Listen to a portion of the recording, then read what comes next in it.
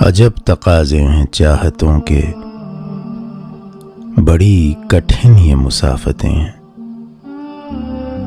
मैं जिसकी राहों में बिछ गई हूं, उसी को मुझसे शिकायतें।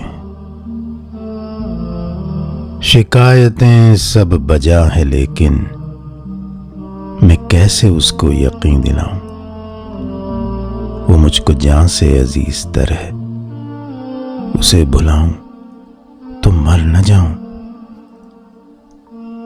मैं इस खामोशी के इम्तिहान में कहां कहां से गुजर गई हूं, उसे खबर भी नहीं है शायद।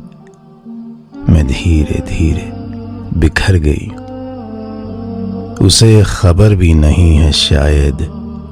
मैं धीरे धीरे बिखर गई।